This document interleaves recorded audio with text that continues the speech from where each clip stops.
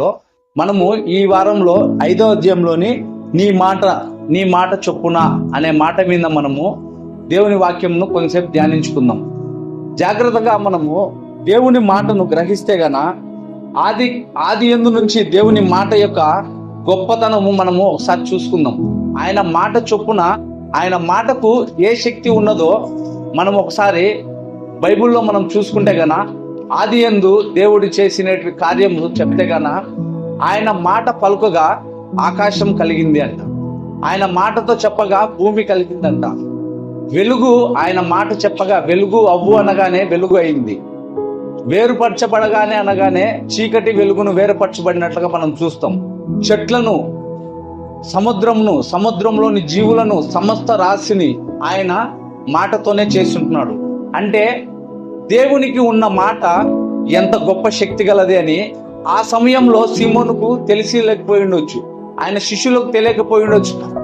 కానీ వారు తెలియని వారైనను దేవుని మాటను ఒకసారి విందాము అని జస్ట్ వాళ్ళు అనుకొని ఆ వలలు వేయడానికి వాళ్ళు సిద్ధపడి ఉంటున్నారు అనమాట.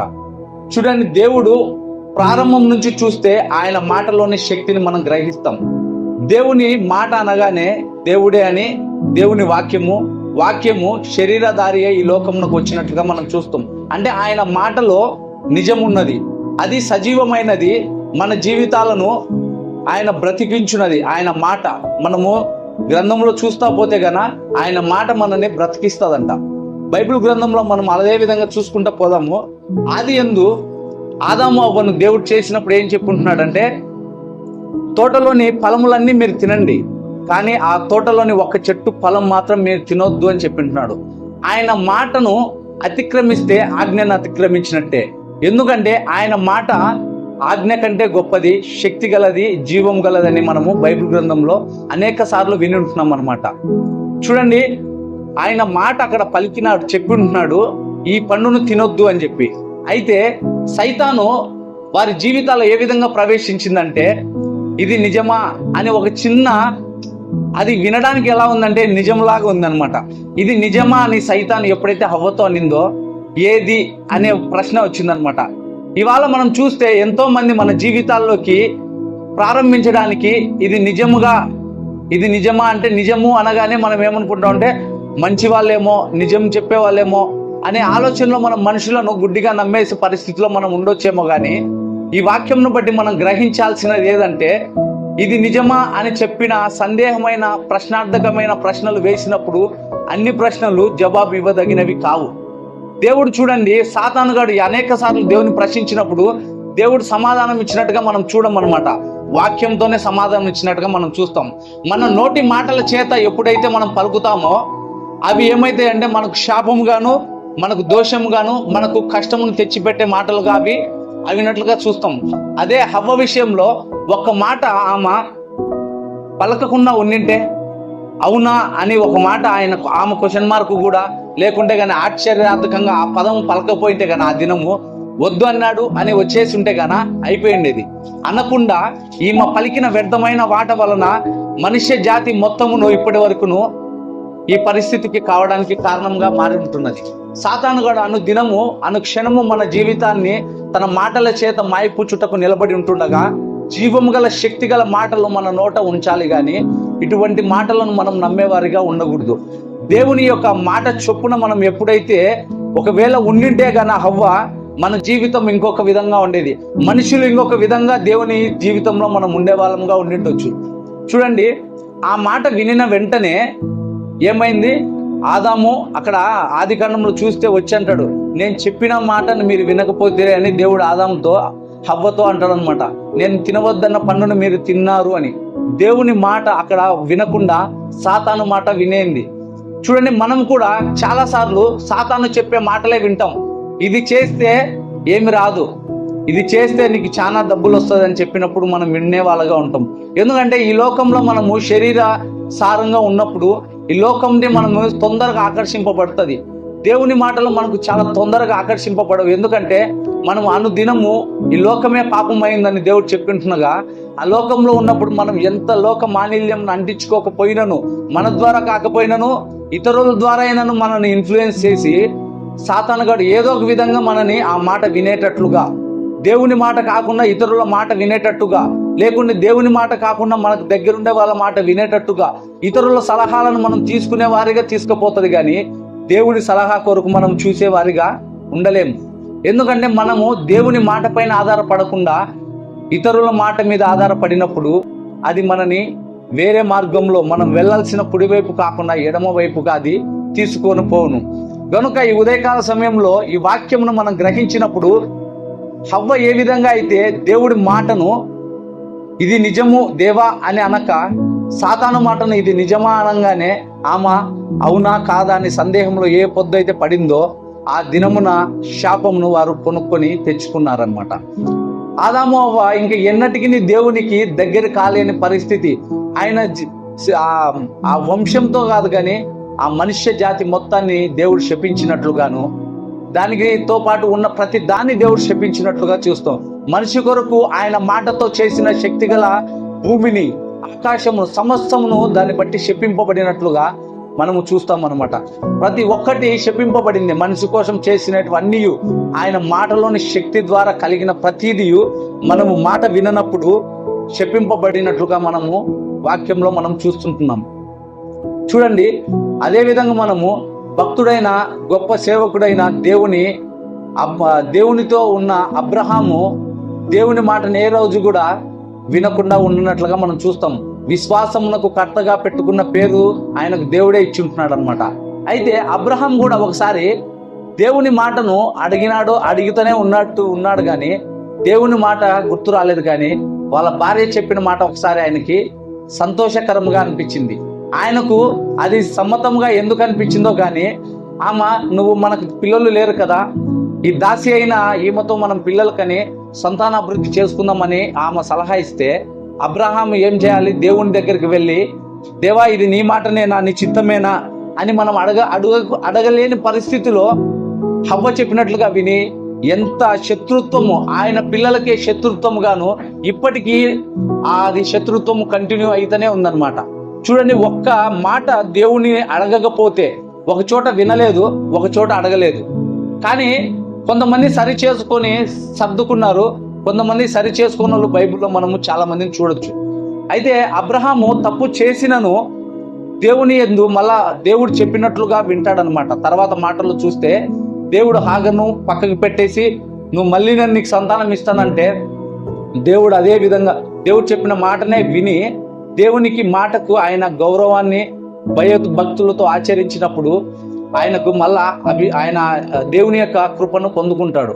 చూడండి, అబ్రహామును ఒకసారి దేవుడు అడుగుతాడు ఏమని, నీ ప్రియకుమారుడైన ఇస్సాకును నాకు బలిగా ఇమ్మని. మాట దేవుడు అడిగిన, కొన్నిసార్లు దేవుడు మనకు మాట ఇస్తాడు, కొన్నిసార్లు మనల్ని మాట అడుగుతాడు. మన జీవితాల్లో మనం ప్రతిసారి ఏ విధంగా ఉంటామంటే, దేవుడు మాట చెప్పేవేది మనం వినిపించుకోం. మనం దేవుడిని అడిగే సిచ్యువేషన్లోనే ఉంటాం కానీ దేవుడు చెప్పేది వినేవారిగా ఉన్నాం. ఇక్కడ వల వేసామని దేవుడు చెప్పినప్పుడు శిష్యులు ఏమంటున్నాడు, రాత్రంతా కష్టపడి ఉంటున్నాము, ఒక్క చేప లేదు. దేవునికి తెలియదా?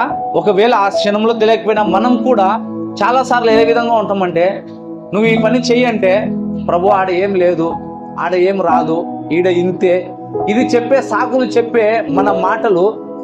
నిజంగా చెప్పాలంటే దేవుడు మన నోట ఆయన శక్తిని ఉంచుతాడు. మనం పలికే ప్రతి మాటలో దేవుని శక్తి ఉంది. ఎందుకంటే ఆయన మన నాసికారంధ్రంలో ఆయన ఊపిరి ఊది ఉంటున్నాడు. ఆయన ఊపిరి మనలో ఉన్నంత వరకు దేవుని శక్తి మన నోట, మనం పలికే మాటలో ఖచ్చితంగా ఉంటది. చూస్తే అబ్రహాం అంట విశ్వాసం ఉంచినాడు. ఒకసారి తప్పు చేసినాడు, కానీ దేవుడు క్షమించినాక తర్వాత ఆయన దేవుని మాటకు లోబడినాడు. దేవుడు బలి అంటే తన కుమారుణ్ణి తీసుకొని కొండపైకి వెళ్ళిపోయి పేట్ చేసి ఉంటున్నాడు. ఏం చెప్పట్లేదు, కట్టేసి పండబెట్టేసి ఉంటున్నాడు అనమాట. చూడండి, దేవుని మాటకు లోబడితే ఆయన పిల్లలు ఇప్పటికీ మనము చెప్పుకుంటున్నాము, వారెంత బలవంతులు ఈ దేశంలో కాదు కదా, ఎక్కడ ఎవరు లేరు అనమాట. ఇశ్రాయేలీయుల ప్రజలు ఆయన వంశావళిలో వచ్చిన వారు అంత శక్తివంతులు, జ్ఞానవంతులు, బలవంతులు ఎవరు లేరు, ఉండబోరు. చూడండి, దేవునికి లోబడినందుకు ఒకే ఇస్సాకును ఇచ్చి ఎంతమందిగా జనంగా ఆయన ఇసుక రేణు వల్లలే చెప్పిన మాట నిలబెట్టుకునే దేవుడు మాట ఇస్తే నీకు అది ఒక్కతోనే మొదలైనా కానీ ఇసుక రేణు వలె ఆయన నింపే దేవుడు అన్నమాట.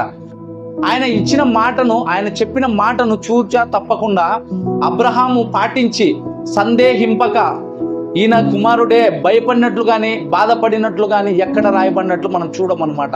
తీసుకొని పోయి అక్కడ పండబెట్టి కత్తి కూడా ఆయన ఎత్తినట్లుగా చూస్తాం. ఎక్కడ కానీ ప్రభువా ఇదేమన్నా ఉంటే ఇంకొకటి మార్చు, ఇంకొకటి చెయ్యి, లేకుంటే ఇది ఒక్కసారికి ఒక 10 రోజులు టైం ఈ ప్రభువా, 1 సంవత్సరం టైం ఈ ప్రభువా, కొంచెం మేము కూడా చూసుకుంటాము, లేకుంటే హాగరు పిల్లని తెచ్చిపెట్టుకునేదా, నెక్స్ట్ ఎట్లా నేను అనే సందేహము బైబిల్లో మనం ఎక్కడ చూడడం. సందేహింపక విశ్వాసముతో దేవుని ఎప్పుడైతే నమ్మి ఉంటున్నాడో అబ్రహాం జీవితంలో ఆయన మాటను బట్టి దేవుడు ఆయనకు మాట ఇచ్చిన దాన్ని నెరవేర్చుంటున్నాడు. దేవుని మాట ఎప్పుడైతే అబ్రహాం విన్నాడో దేవుడిచ్చిన మాట నెరవేర్చబడింది. మన జీవితంలో కూడా దేవుని మాట మనం ఎప్పుడైతే వింటామో దేవుడు మనకి ఇచ్చిన ప్రతి వాగ్దానమును నెరవేర్చే గొప్ప దేవుడు, శక్తిమంతుడు ఆయన మాటను మనం వినేవారిగా ఉందాం. బైబిల్ గ్రంథంలో అదే విధంగా చూస్తే ఇంకొక తల్లి ఉందంట. ఆ తల్లి ఏమనిందంటే కుమారుడితో, అయ్యా నీకు ఆశీర్వాదాలు నేను ఇప్పిస్తా, నువ్వేం భయపడొద్దు, నా మాట విను అని నీటికి రాయబడి ఉంటుంది అనమాట. నా మాట వినుము, నీకు ఏదైనా శాపం వస్తే అది నా మీదకి వస్తుంది, నువ్వేం భయపడొద్దు, నా మాట విను అని చెప్పి యాకోబునంట వాళ్ళ తండ్రి దగ్గరికి పంపించి మోసపూరితంగా చేసిన దాన్ని ఆయనకు శాపముగా కొన్ని ఏళ్ల తరబడి శాపముగా మార్చింది. చూడండి, ఆయన అయితే ఆశీర్వదించాడు, కానీ ఆయన ఆశీర్వాదము పలికాడు నోటితో. ఆయన పలికిన మాటలు నెరవేర్చబడకుండా అయితే పోవు అని తెలుసు. అయినను ఆమె తల్లి చెప్పిన మాట ఏదో ఒక విధంగా అయితే నా కుమారుడు ఆశీర్వదింపబడాలి అని చెప్పి పంపించినప్పుడు అది ఆయనకు కొన్ని దినాలు, కొన్ని సంవత్సరాలు ఆయనకు వ్యతిరేకంగా ఉన్నను దేవుడి తుదకు ఆయనను ఎప్పుడైతే మనం చూసే గన యాకోబు జీవితంలో ఎన్నో కష్టాలు పడతాడు. ఆయన తండ్రితో ఆశీర్వాదాలు పొందినను, తల్లి మాటను బట్టి ఆయన చేయకూడని పని చేసినను, ఎన్నో ఇబ్బందులు పడినను దేవుణ్ణి విరవక పట్టుకున్న తర్వాత అంత ముందు వరకు ఆయనకు నష్టాలే ఎదురైనాయి, మోసాలు. మన జీవితంలో కూడా అనేక సార్లు మనల్ని మోసం చేసేవారు ఉంటారు. మనము దేవుణ్ణి మాటను త్రోసిపుచ్చినప్పుడు, లేకుంటే అధర్మమైనది మనం చేసినప్పుడు, మనకి రావాల్సిన దాని కంటే వేరే దానికోసం మనం పోయినప్పుడు మన జీవితంలో మనం కూడా మోసపడతాం. చూడండి, అన్నకు రావాల్సినది తమ్ముడు తీసుకున్నాడు, ఆయనకు రావాల్సినది వాళ్ళ మామ తీసుకుంటాడు అనమాట. బైబిల్ గ్రంథంలో ప్రతిదీ మన కొరకు రాయబడి ఉంటున్నది. ఎప్పుడైతే మనము ఎవరు చూడరు, లేకుంటే నా తండ్రికి కనపరాదు, లేకుంటే వృద్ధాపంలో ఉన్నాడు కనుక్కోలేడు అనే చర్మం కప్పుకొని పోతే ఆయన దానికి ప్రతిఫలం అనుభవించిన తరువాత దేవుడి సన్నిధిలో దేవుడిని నన్ను ఆశీర్వదించే వరకు నేను వదలను అని, ఆయన నువ్వు ఆశీర్వదించే వరకు నేను వదలను అని దేవునితో పట్టుకున్నప్పుడు దేవుడు ఆశీర్వదించినట్లుగా, లేకుంటే వాళ్ళ తండ్రి పలికిన మాటలు ఆయన నెరవేర్చబడినట్లుగా మనం చూస్తామన్నమాట. యాకోబు దేవుణ్ణి పట్టుకున్నాడంట, నువ్వు నన్ను ఆశీర్వదించేంత వరకు నేను విడిచిపెట్టను ప్రభువా అని. ఆయన కొట్టినను, ఆయన కాలు గూడు సడలినను వదలకుండా పట్టుకున్నాడంట దేవుణ్ణి ఆశీర్వాదం కొరకు. మనమును కొన్నిసార్లు మన జీవితంలో చిన్న చిన్న కష్టాలు వచ్చినప్పుడు దేవుని విడిచిపెట్టే వారిగా ఉంటాం. చిన్న కష్టం వస్తే విడిచిపెట్టే వారిగా ఉంటాం. 14 సంవత్సరాలు ఆయన ఉన్నను దేవుణ్ణి మలర్లా పట్టుకొని విడిచిపెట్టగా పట్టుకున్నాడు. ఆయన కొట్టినను పట్టుకున్నాడు అనమాట. తర్వాత ఆయనకు ఆశీర్వాదం మొదలైంది. కొన్నిసార్లు ఆశీర్వాదాలు లేటుగా అయినను మన అతిక్రమమును బట్టి అయ్యుండొచ్చు, లేకుంటే దేవుడు మనం పరీక్షించడానికైనా అయ్యుండొచ్చు. దేవుని మాటను మనము ఎక్కడ మనం గ్రహిస్తున్నామా అనేది మనం చూసుకోవాలన్నమాట. దేవుడు ఆశీర్వాదించిన తర్వాత, ఆయన ఇశ్రాయేలుగా మార్చబడిన తర్వాత ఆయన వంశావళి ఇప్పుడు కూడా మనము చూస్తుంటున్నాం అన్నమాట. దేవుని మాట కాక వాళ్ళ తల్లి మాట వినినందుకు కొంతకాలము ఆయన పడిన శ్రమ మనకు తెలిసినదే.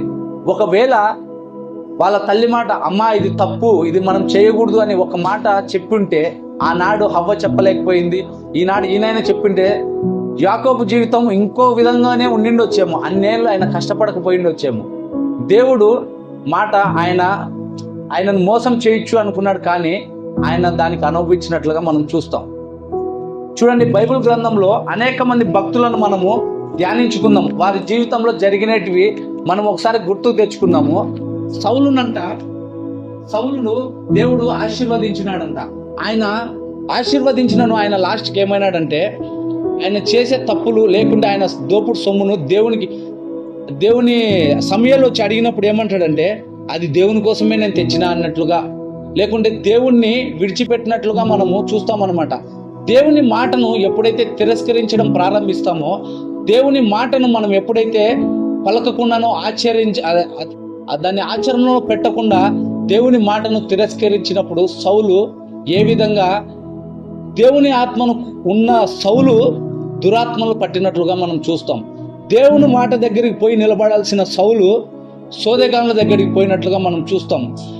సమూయేలు చెప్పినప్పుడు ఒప్పుకొనక తన పాపంను, దేవుడు నువ్వు వ్యతిరేకంగా నువ్వు పాపం చేస్తున్నావు అంటే దేవుని మాటను వినని సౌలు ఏమంటున్నాడంటే, అది దేవుని కోసమే తెచ్చిన, దేవుని బలి కోసమే నేను తెచ్చినాను కానీ నా కోసం కాదు అన్నట్లుగా అబద్ధములాడినట్లుగా మనం చూస్తాం. చూడండి, దేవుడు మనకు అన్ని ఇచ్చినప్పుడు దేవునికి నమ్మకంగా ఉండాలి. దేవుడి చేత మనం ఎప్పుడైనా హెచ్చరింపబడినప్పుడు ఆ మాటను మనము హెచ్చరికగా తీసుకొని దేవుడి సన్నిధిలో ఒప్పుకొని విడిచిపెట్టే వారంగా ఉండాలి. ఇదే విధంగా దావీదును కూడా నాతాను ప్రవక్త వచ్చి నువ్వు చేసింది తప్పు, ఇది దేవుడు నీకు చెప్పమన్నాడు అని చెప్పినప్పుడు ఆయన దేవుని సన్నిధిలో పడి ఆయన మోకరించి ఉపవాసం ఉండి, దేవా నాది తప్పు అయిపోయిందని చెప్పి ఆయన జీవిత కాలం అంతయు దేవుని క్షమాపణ అడుగుతున్నట్లుగా మనం చూస్తామన్నమాట. ప్రతి చోట కీర్తనలో ఆయన క్షమాపణలు అడుగుతాడు దేవుణ్ణి. అనేకమైన కీర్తనలు, ప్రభువా నీ మాట నేను వినలేదు, నీ మాట శక్తి గలదని ఆయన ప్రతి చోట మాటను, ఆయన దేవుని మాటను విడువక పట్టుకున్నందుకు దావీదు ఒక తప్పు చేసినను దైవజనుని మాట లేకుంటే దేవుడు పంపిన మాటను ఆయన గైకొంటున్నాడు. అయితే సౌలు గైకొనక దురాత్మ మాట వినుటకును, సాతాను మాట వినుటకును ఆయన ఇష్టపడ్డాను కానీ దేవుని దగ్గర క్షమాపణ అడుగుటకు ఆయన ఇష్టపడలేదు. ఎందుకంటే ఏమీ లేని సౌలును ఆయన రాజుగా చేస్తుంటాడు. 40 సంవత్సరాలు ఆయన రాజుగా ఉన్నను వ్యర్థమైపోయింది. రాజుగానే ఉన్నా కదా నాకేం భయం అనుకున్నాడో ఏమో కానీ లాస్ట్గా ఆయన పరిస్థితి మనం బైబిల్లో ఘోరమైన పరిస్థితిగా మనం చూస్తామన్నమాట. ఒక రాజు చావాల్సిన చావుగా అది కనపడదన్నమాట. చూడండి, తప్పు చేసినను, అతిక్రమం చేసినను, పాపం చేసినను దేవుని మాటతో దేవుడు మనల్ని హెచ్చరించినప్పుడు మనం తీసుకునే వారిగా ఉండాలి. అంతేగాని దానికి మనం సమాధానం చెప్పే సౌలుగా కాక దాన్ని ఒప్పుకునే దావీదుగా మనం ఉండాలి. దేవుని మాట అంటే దేవుని వాక్యమే. దేవుని వాక్యం అంటే శరీరధారిగా వచ్చిన దేవుడే అన్నట్లుగా మనము వాక్య గ్రంథంలో చూస్తాం. దేవుడే మనకు చెప్పినప్పుడు మనము గ్రహించే వారిగా ఉండము. ఈ నూతన నెలలో మనము గ్రహించాల్సినవి ఏంటంటే దేవుని మాటను మనము వినేవారిగా ఉండాలి. దేవుని ఆశీర్వాదం తర్వాత ఏమొస్తాయో మనం చూస్తాం కానీ ఫస్ట్ మనం విందాం. దేవుని చెప్పిన మాటను మనము సందేహింపగా వినేవారిగా ఉండాలి. చూడండి, అదే విధంగా భక్తుల జీవితాల్లో అనేక మందిని మనం చూసుకోవచ్చు. యోబును చూసుకుంటే యోబు గ్రంథంలో ఆయనకు వచ్చినన్ని కష్టాలు మన లోకంలో ఎవరు చూచినట్లుగా బైబిల్ గ్రంథంలో నేనైతే గమనించలేదు. ఆయనకు ఆస్తి ఎంత పోయిందంట, 7 మంది పిల్లలు చనిపోయినారంట, సమస్తమును పోగొట్టుకున్న యోబు ఏమంటున్నాడంటే, నా దేవుని యందే నేను సంతోషిస్తున్నాను, ఆయన మాటే నాకు జీవం అన్నట్లుగా పట్టుకుంటున్నాడు. చాలా మంది వచ్చి దేవుని దూషించు అంటే ఆయన దూషించే కాదు, వాళ్ళకి ఇంకా వాక్యం చెప్పేవాడిగా ఉంటున్నాడు. దేవుని పైన ఎంతగా ఆధారపడి ఉంటున్నాడంటే ఆయన ఆశీర్వాదం మనకు తెలియజేస్తుంది. మనం ఆయన గురించి ఎక్కువ చెప్పుకోనక్కర్లేదు కానీ లాస్ట్లో వచ్చిన ఆశీర్వాదము దేవుడికి ఆయన ఎంత ఇష్టడుగా ఉంటున్నాడో మనకు తెలియజేస్తుంది అనమాట. దేవుని మాటను దేవుని దూషించు అంటే దేవుని మాటను దేవుని వాక్యంను దూషించినట్లుగానే ఆయనను దూషించకుండా ఉన్నందుకు ఒక్క క్షణము పట్టదు. ఆయన ఇంకా అయిపోయింది కదా నా జీవితం, ఈ రోగంతో నేను బయటికి రాలేను, మా జీవితంలో ఈ రోగం బాగా కాదు, లేకుంటే నా పరిస్థితి బాగా కాదు, కోల్పోయిన ఆస్తి రాదు, పిల్లలు రారు, లేకుంటే కానీ నేను ఇంకా నా జీవితంలో నేను సంపాదించలేను, ఇల్లు జీవితం అంతా అందరితో నాకు అవమానాలే నిందలే అని ఒక్కసారి అనుకొని యోబు ఒక మాట పలికింటే ఈ చరిత్రలో కాదు, ఈ బైబిల్ గ్రంథంలోని యోబు గురించి రాసిండకపోయిండొచ్చు. అంత ఘోరంగా ఆయన లాస్ట్ వరకు నిలబడినాడు కాబట్టి దేవుడు 2 ఇచ్చినాడంట. ఆయన పిల్లలు ఆశీర్వదింపబడినట్లుగా చూస్తాం, ఆయన ఆస్తి డబల్ అయినట్లుగా చూస్తాం, ఆయనకు మరల ఆరోగ్యం వచ్చినట్లుగాను చూస్తాం అన్నమాట. దేవుడు ఏ కష్టంలో మనల్ని పెట్టినను, ఈరోజు కష్టం ఉండినను ఈరోజు రోగం ఉండినను, మనకు పెట్టినది ఒక శాపంలాగా మనకు కనిపించినను భయపడకము. దేవుడు ఆయన కృపను మనకు చూపించుటకే అది మనకు ఇచ్చి ఉంటున్నాడని మనం గ్రహిస్తే ఆయన ఖచ్చితంగా మన జీవితంలో గొప్ప కార్యములు చేయగలడు. మనం ఊహించిన దానికే రెండంతలుగా ఆయన ఇవ్వగలడు. మన పరిస్థితి ఇప్పుడు కొద్దిగాను కనిపించినను, మనం పరిస్థితిలో ఎవరు చూడకపోయినను ఆయన ఖచ్చితంగా మనల్ని ఉన్నతమైన స్థితిలో ఉంచగల దేవుడని యోబును బట్టి మనము గ్రహిస్తాం. దేవుణ్ణి దూషించనందుకు అదొక్కటి దూషించింది, ఆయన చేసినది ఏం నిలబడకపోయిండు. దేవుణ్ణి దూషించడం అంటే దేవుని మాటనే తిరస్కరించినట్లు. ఆయన దేవుడై ఉంటున్నాడు కనుక. చూడండి, అదే విధంగా వస్తే యోనా అంట, దేవుడు నినివే పట్టణంకు పోయి నువ్వు సువార్త చెప్పుపో అని దేవుడు చెప్తే యోనా ఏం చేశాడంటే దేవుని మాట వినలేదు. ఎందుకు వినలేదంటే అక్కడికి పోతే ఆ ప్రజలు నన్ను కొడతారేమో, ఆడికి పోతే రాజు నన్ను చంపుతాడేమో, లేకుంటే గాన నేను ఆడికి వెళ్ళలేను, నాకు ఆ ధైర్యం చాలదని యోనా భయపడినాడేమో. ఆయన భయపడి అన్ని పక్కన పడేసి పోయి ఎక్కడో దాక్కున్నాడంట సముద్రంలో. ఆ ఓడలో కింద దాక్కుంటే ఆయనను ఎలాగైనా కనిపెట్టేసినట్టు చూడండి. కనిపెట్టేసి లాస్ట్కు ఆయనకు పరిస్థితి అర్థమైపోయింది, దేవుడు ఇంకా మొత్తుతున్నాడు అని. ఆ పరిస్థితులు గ్రహించి దేవుని మాటకు లోబడినాడు అనమాట. ఇంకా నాతో కాదు ప్రభా, నీ ఇష్టం, నేను చావుటకైనా సిద్ధమే అని ఎప్పుడైతే ఆయన నన్ను పడేసేయండి అని చెప్పి వదిలేసి ఇచ్చినాడో దేవుడు అక్కడ పట్టుకున్నాడంట. దేవుణ్ణి విడిచిపెట్టి పోదాము అన్నంత వరకు దేవుడు యోనాను వదలక పట్టుకున్నాడు. దేవుణ్ణి ఎప్పుడైతే యోనా పట్టుకున్నాడో దేవుడు ఆయనను ఘనపరచడం మొదలుపెట్టాడు. ఆ ఓడలోంచి వేస్తే త్రిమింగలం మింగినట్లుగా మనం చూస్తాం. ఆ త్రిమింగలము తీసుకుపోయి నినివే పట్టణంలో చేర్చినట్టుగా చూస్తాం. ఇది చెప్పడానికి కథలాగా మనకు చాలా సింపుల్గా ఉంటుంది, కానీ దేవుడి గొప్ప కార్యంను మనం గ్రహిస్తే చాప కడుపులో ఒక మనిషి 3 రాత్రులు ఉండి ఆడిపోయి సువార్త ప్రకటించి దేశాన్ని మార్చినాడంటే అది మామూలు విషయం కాదు. దేవుని మాటలో ఎంత శక్తి ఉందో గ్రహించండి. దేవుడు ఒకసారి ఒక మనిషికి మాట ఇచ్చినాడు అంటే అది ఎన్నటికి పోదు. ఆయన ప్రకటించమంటే ఖచ్చితంగా దేవునికి సరెండర్ అయినాడు. ఒకవేళ సరెండర్ కాకుండా అప్పటికి కూడా ఒప్పుకోకుండా ఆయన చేసిన పాపంను ఒప్పుకోకుండా గమ్మన వాళ్ళతో పాటే ఉండింటే ఓడలతో పాటే యోనా కూడా చనిపోయి ఉండేవాడు. యోనా లాస్ట్ చివరి క్షణంలో అయినా కూడా దేవుడు, నేను చేసింది తప్పే, నా వల్లనే ఇది జరిగింది, దేవా నన్ను క్షమించు, నన్ను మరణంకైనా మీరు అప్పగించండి అని ఎప్పుడైతే యోనా ఒప్పుకున్నాడో దేవుడు సురక్షితంగా, ఓడ కంటే సురక్షితంగా ఆయనను తీసుకొని పోయి నినివే పట్టణంలో విడిచినాడు. విడిచిన తర్వాత దేవుని కార్యము మనం బైబిల్లో చూస్తాం. దేవునికి లోబడిన తర్వాత మన జీవితాల ముందు ఎలాగుంది, భయాందోళనతో భయపడిన యోనా తర్వాత అంట ఆ దేశమునే మార్చినట్లుగా మనం చూస్తాం. ఒకసారి ఒక భక్తుడు, భయపడే భక్తుడు అనమాట. ఆయన ఎంత భయం అంటే ఆయనకు భయపడే ఒక చోటికి పోయి దాక్కొని ఉంటున్నాడు అనమాట. దాక్కున్న భక్తుడిని ఏం చేశాడంటే దేవుడు ఒక పొదలో నుంచి మాట్లాడినట్టుగా చూస్తాం. ఆయన మాట ఎంత శక్తిగలమైందంటే ఒక చెట్టు మండుతుందంట కానీ అది కాలిపోలేదంట. ఆ పొద కాలకుండా మండుతుంది. ఆ మంటలో నుంచి దేవుని మాట వినపడిందంట. ఆ భక్తుడు మోషే ఆ మాట వినినప్పుడు దేవునికి లోబడినట్లుగా మనం చూస్తాం. లోబడినట్లుగా ఆ క్షణంలో ఉన్నను దేవునితో మరలా చెప్తున్నాడు, అయ్యా నా నాలుక తిరగదు, నాకు వాక్శక్తి లేదు, నా అన్న ఉన్నాడే ఆయనకు జ్ఞానం ఉంది, బాగా మాట్లాడతాడు, పెద్దోడు, అందరినీ సమకూర్చగలుగుతాడు, అందరిని ఒక తాటిలో నిలబెట్టగలుగుతాడు, అందరినీ వ్యతిరేకంగా వీళ్ళకు ఫరోకు నిలబెట్టి నీ మాటను నెరవేర్చగల శక్తి మా అన్నకుంది, అహరోనికి. ఆయనకి ఇస్తే కన్నా మంచి నాయకుడు, మంచి కాపరేని దేవుడికి నా మందనాలుక గురించి చెప్తే నువ్వే కావాలని దేవుడు చెప్పుకుంటున్నాడంట. ఆ మందనాలికతో పలికిన ప్రతి మాట దేవుడు నెరవేర్చుంటున్నాడు. దేవుడు చెప్పిన మాట నువ్వు పలుకుము, నేను నెరవేర్స్తానని పోయి ప్రతి చోట రాజు ముందు నిలబడి పలికిన ప్రతి మాటను ఆయన నెరవేరుస్తూ వచ్చినాడు. రాజుకు సైతము భయమును పుట్టించుంటున్నాడు. యుద్ధము చేసి కాదు, ఆయన మాటతోనే. ఈ నీళ్లను లేకుండా చేసిన, కప్పలను రప్పించి చేసిన, బ్రతికిన ప్రతి మాటకు తట్టుకోలేక వాళ్ళను పంపించున్నాడు.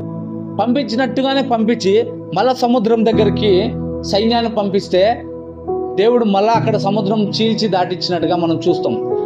చూడండి, కొన్నిసార్లు మన జీవితంలో దేవుడు అన్ని నడిపించినట్లుగానే ఉంటుంది. మనం చెప్పినట్టు చిన్న చిన్న కార్యములన్నీ చేస్తూనే వస్తాడు. ఒక చోటుకు వచ్చినాక ఎట్లుంటుందంటే మనం ముందరికి పోలేం.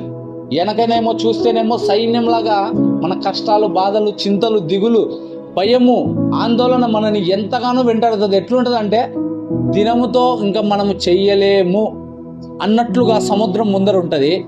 ముందరికి పోతే మునిగి చనిపోతాం, వెనక్కి పోతే పొడిచి వాళ్ళే చంపేస్తారు. ఇటు అటు ఎటు పోలేని పరిస్థితుల్లో మనం ఉన్నప్పుడు అంట దేవుడు మాట పలుకుతాడు.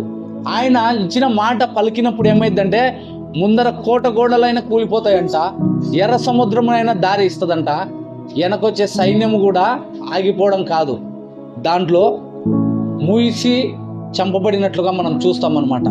మన సమస్యలు ఇంకా ఎన్నటికీ రావన్నమాట. ఒకవేళ సముద్రంలో పడవలో వచ్చి దాటినాకైనా మళ్ళీ వాళ్ళ అవతల వచ్చి దాడి చేయకుండా కంప్లీట్గా క్లోజ్ చేస్తాడనమాట. దేవుడు ఇచ్చే మాట ఎటువంటిదంటే దేవుడు చెప్పినప్పుడు వినినప్పుడు ఏ విధంగా ఉంటుందంటే ఈ విధంగా ఉంటుంది. దేవుని మాటను కాకుండా కొన్నిసార్లు అభిషేకం కలిగిన ఒక ప్రవక్త బిలాము చేసినప్పుడు ఏ విధంగా ఉందంటే అది దేవుడు ప్రజలను ఆశీర్వదించు అని దేవుడు అభిషేకాన్ని ఇస్తే వారిని శపించినట్లుగా, శపించుటకు సిద్ధపడినట్లుగా వారిచ్చే డబ్బులు తీసుకొని శపించడానికి పోయినాడంట. ఆయన అనుకున్నాడంట, ఈ లోకంలో చాలా మంది అంటారు కదా, నా నాలుక చూడు, నా నాలుకలో మచ్చలు ఏమంటారు అవి, నా నాలుక నిండా మచ్చలు ఉన్నాయి, పలుకుతే జరిగిపోతుంది. నిజమే, దేవుడు మనకిచ్చిన శక్తిని బట్టి, ఆయన శక్తి మన పైన ఉన్నప్పుడు, ఆయన ఆత్మ మనలో ఉన్నప్పుడు మనం పలికినది జరుగుతుంది. కానీ అదేదంటారు, టీ తాగినప్పుడు మనకు నోరు కాలుతుంది కదా, టీ తాగినప్పుడు నోరు గాలి కొంచెం నల్లగా అవుతుంది కదా నాలుక, దాన్ని చూసుకొని మనం ఏదైనా చెప్పిస్తే జరుగుతుందని చాలా మంది అంటారు అనమాట. మొన్న ఎప్పుడో పోతుంటే వాళ్ళు ఎవరో ఉంటే వాళ్ళు అంటే జరిగిపోతుంది సార్, వద్దు వాళ్ళని ఏమనొద్దు అంటున్నారు అనమాట. అంటే వాళ్ళ నాలుక మీద మచ్చలు అవి టీ తాగుతారు కదా పొద్దున్నే, అదేమంటారు అది ఎక్కువ ఖాళీ పడి ఉంటాయి అనమాట. దానిని చాలా మంది చూపించి అంటారు అనమాట, నాలుక మీద రాసి ఉన్నారు చెప్తే పలుకుతే అయిపోద్దని. దేవుని ప్రజల జోలికి కానీ దేవుని ప్రజలను కానీ శపించుటకు ఎవరికి అర్హత లేదు.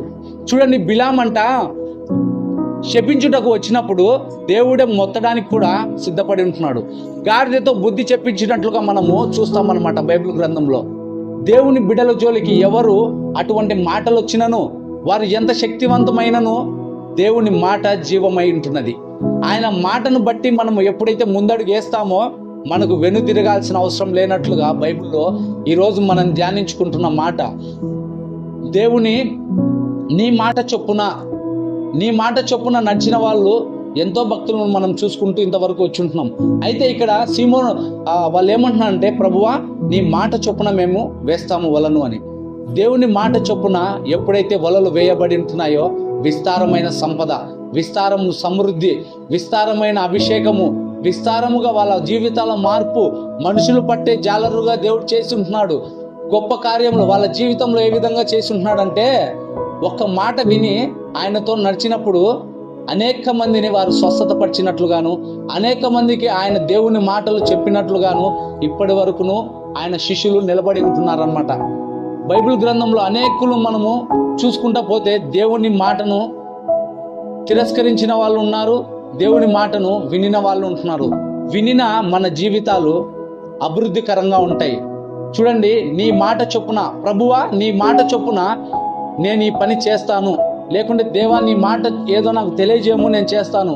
అంతేగాని ప్రతిసారి ప్రభువా నా మాట ఇదే నాకు కావాలంటే ఏ విధంగా ఉంటుందంటే, చిన్నపిల్లలు మన దగ్గరకు వచ్చి ఒక 100 రూపాయలు తీసుకొని ఇది కొనుక్కోనన్నా అంటే వాళ్ళు ఏమంటారు, నాకొద్దు 10 రూపీసే కావాలంటారు. అదే ఆ విధంగా ఉంటుంది అనమాట మన ప్రార్థన. ఒక 1000 రూపాయలు 1,00,000 రూపాయలు పిల్లలకి ఇచ్చి చాక్లెట్ నీ ఇష్టం వచ్చినది కొనుక్కున్నానంటే నాకేమొద్దు, నాకు లాలీపప్పే కావాలంటే ఎట్లుంటుందంటే మనం అడిగే ప్రశ్న కూడా దేవుని అదే విధంగా ఉంటుంది. దేవుని మాట చొప్పున మనం పోవాలి, కానీ మనకుంటున్న కష్టములను బట్టి కానీ లేకుంటే ముందు జరిగిన వాటిని బట్టి కాదు కానీ దేవుని వైపే మనం చూసి పోవాలి. ఆయన మాట చొప్పుననే మన జీవితం ఉండాలి.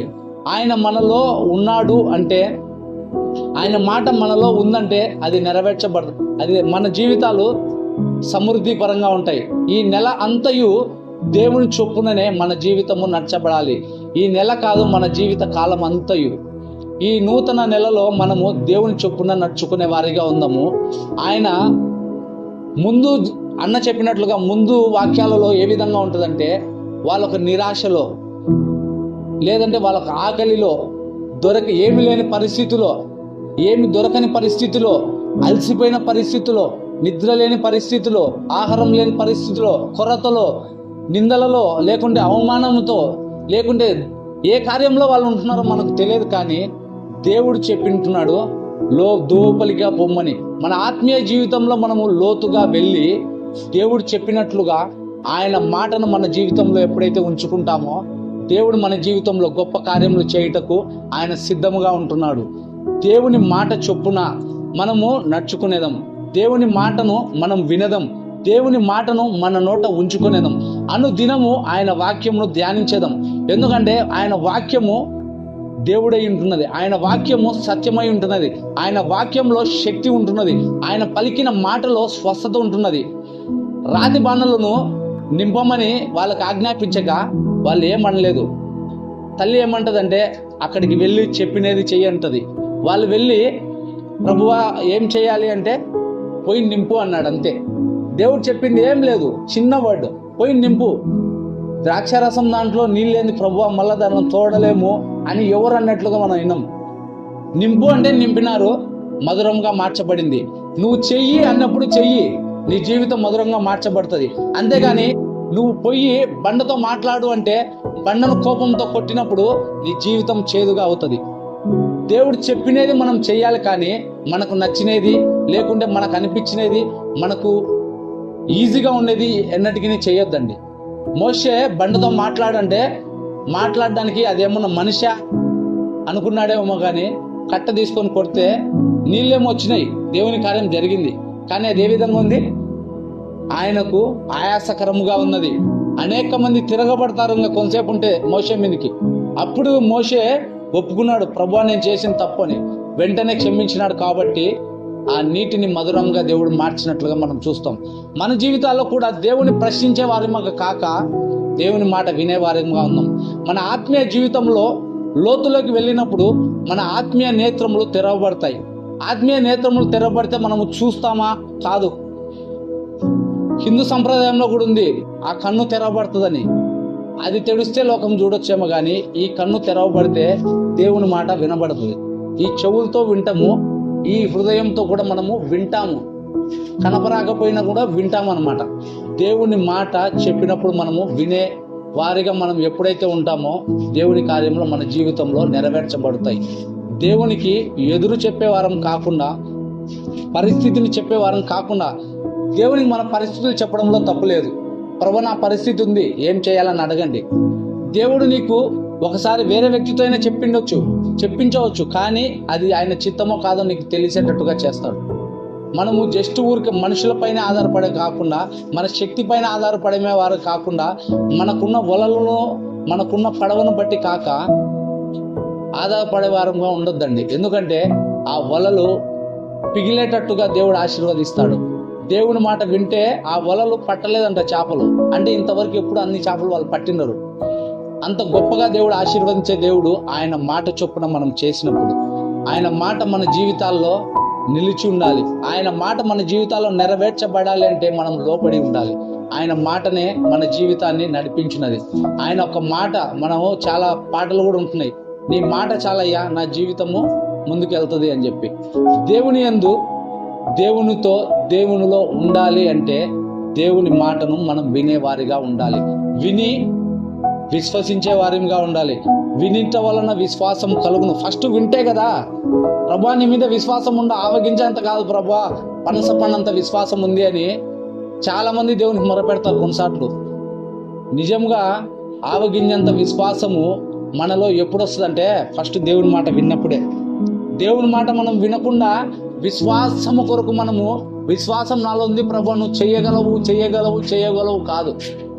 నువ్వు దేవుడు ఏం చెప్పుంటున్నాడు, ఆయన ఆజ్ఞలను నువ్వు అనుసరిస్తుంటున్నావా, ఆయన మాటలు నువ్వు గైకొంటున్నావా, ఆయన చెప్పినవి నువ్వు పాటించకుండానే నాకు విశ్వాసం ఉంది, ఆ కొండ పడలేదే, ఆ కార్యం జరగలేదే, ఆ ధనం రాలేదే, ఈ ఇల్లు కట్టబడలేదే, ఈ క్వశ్చన్ మార్కుని దేవుని నుంచి తీసేద్దాం. దేవుని మాట చొప్పున వినినప్పుడు, లోబడినప్పుడు, ఆయన సన్నిధిలో మనము తగ్గింపబడి ఉన్నప్పుడు ఆయన మనని ఆశీర్వదించి ఉన్నతమైన స్థితిలో ఉంచుతాడు. దేవుని మాటను పట్టుకొని మనము వెళ్ళేదాం. దేవుని మాట చొప్పుననే మన జీవితాన్ని ఇది మొదలుకొని నడిపించదాం. లోతులకు మన ఆత్మీయ జీవితంలో నడిపించదాం. ఆయన మనకు వలలిచ్చి మనుష్యులు పట్టు జారలుగా చేయను. ఈ వాక్యము మనము ఆయనను వినినప్పుడు ఆయన మాట చొప్పున మనము మాట తప్పక, కొన్నిసార్లు దేవుని మాట మనం వినినను దేవునికి ఇచ్చిన మాట మనం మర్చిపోతాం. దేవునికి కొన్నిసార్లు మనం మాట ఇచ్చినాం, ప్రభువా నేను నీ కొరకు ఇది చేస్తా, 10 ఏళ్ల క్రితం ఇచ్చిండొచ్చు, 10 రోజుల క్రితం ఇచ్చిండొచ్చు, ఈ క్షణమే నువ్వు ఇవ్వాలనుకొని ఇవ్వచ్చు. కానీ దేవునికి ఇచ్చిన మాట నీకు ఎప్పుడన్నా గుర్తొచ్చిందంటే, నువ్వు ఇస్తా అన్న సమయాన్ని దేవునికి ఇవ్వని పరిస్థితి నీకున్నను, దేవునికి క్షమాపణ చెప్పుకొని మరలా నువ్వు ప్రారంభించుము. పోయిన సమయం గురించి నువ్వు బాధపడి చింతించిన ప్రయోజనం లేదు. కానీ దేవుని సన్నిధిలో మరలా తప్పిదం చేసినట్లుగా, మోషే ఒప్పుకొన్నట్లుగా, దావీదు ఒప్పుకొన్నట్లుగా, లేకుంటే ఆయన శిష్యులు సరే జరిగిపోయిన దాన్ని విడిచిపెట్టేస్తాం ప్రభా, నీ మాట చొప్పున మేము వేస్తామన్నట్లుగా నువ్వు మళ్ళా ప్రారంభించుము. ఇంతవరకు నీకు శ్రమే, ఇంతవరకు నీకు ఒక ఆత్మ పట్టబడలేదు, ఇంతవరకు నీ జీవితంలో ఒక మేలు కలగలేదు, వదిలేసేయి. దేవుని సన్నిధిలో మరలా నువ్వు మొదలు పెట్టుము. ఆయన మాటను మరలా నువ్వు వినుము. ఆయన మాటను మరలా వినుము. నీవిచ్చిన మాట నువ్వు జ్ఞాపకం తెచ్చుకొనుము. నీ మాటను నువ్వు జ్ఞాపకం తెచ్చుకొని ఎప్పుడైతే నీవు దేవుని సన్నిధిలో ఆయన మాట వింటావో, నీవిచ్చిన మాటను ఆయనకు నెరవేర్చుటకు నువ్వు ఎప్పుడైతే నిలబడతావో, దేవుడు నీ కొరకు నిలబడతాడు. ఆయన నీ వలలో నువ్వు పట్టలేనంతగా, నువ్వు హ్యాండిల్ చేయలేనంతగా ఆయన కృప నీకు ఇస్తాడు. ఆయన అభిషేకం నీకు ఇస్తాడు. ఆయనకు నీకు ఏవైతే ఇవ్వాలనుకుంటున్నాడో ప్రతి దాన్ని ఆయన ఇవ్వగలుగుతాడు. నీ చిన్న పని అయినను, నీ ఉద్యోగం అయినను, నీకున్న అవసరత అయినను, ఏదైనాను దేవుడి సన్నిధిలో నువ్వు నిలబడి, కష్టకాలంలో ఉన్నను నిలబడి నువ్వు అడుగుతావో, ఆయన మాట తప్పే దేవుడు కాదని నువ్వు గ్రహించి.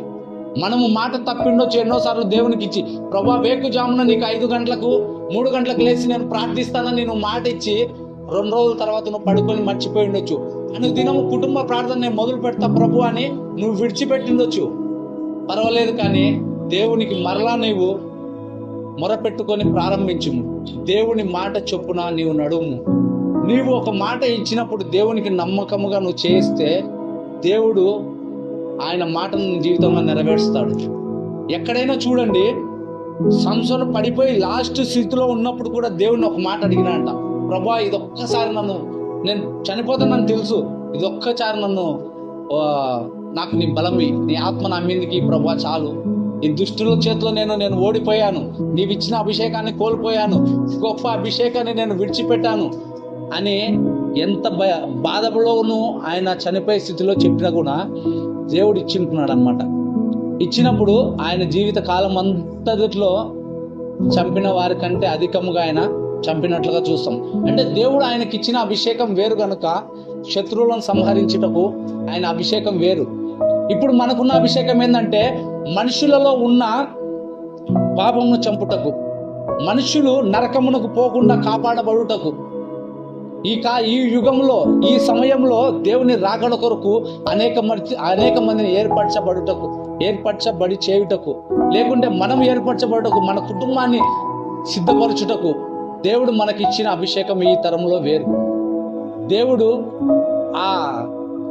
ఏమంటారంటే ఆ బలులు, ఆ యుద్ధాలు, ఆ ప్రాణాలు పోగొట్టడాలు అవన్నీ దేవునితో ముగింపబడి ఉంటున్నాయి.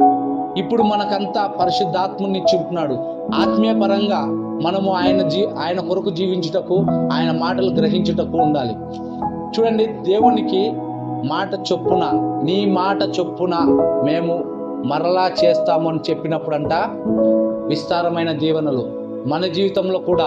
దేవునికి ప్రభువా నీ మాట చొప్పున నేను ఈ పాపంను విడిచిపెడతాను, ప్రభువా నేను ఇక్కడ ఈ పాపంతోనైనా తండ్రి నేను ఇక్కడ చేసిన దాన్ని విడిచిపెడతాను. మనం ఎప్పుడైతే ప్రాధేయపడతామో దేవుని మాట చొప్పున మనము వచ్చేస్తామన్నమాట. ఇక్కడ నేను చేసినది విడిచిపెడతాను అనగానే మనము ఈ కేటగిరీలోంచి దేవుని మాట వినేవారి కేటగిరీలోకి వచ్చేస్తాం. దేవుని మాట చొప్పున మనము ముందడుగేద్దాం. దేవుని మాట చొప్పుననే మనము మన వలలు విసురుదాం. ఈ లోకము పాపమైనను, ఈ లోకంలో మనకి ఏమి దొరకకపోయినను దేవుడు మన కొరకు ఆయన సిద్ధపరిచిన వాటిని మనకు అనుగ్రహిస్తాడు. ఉన్నతమైన స్థితిలో మనని ఆయన ఉంచుతాడు. ఈ మాట చొప్పున మనము దేవుణ్ణి అడుగుదాము, ఆ మాటలోనే మనము జీవిస్తాం. ఈ వాక్యము దేవుడు మన జీవితాల్లో బదిలిపరచును గాక. ఆమేన్.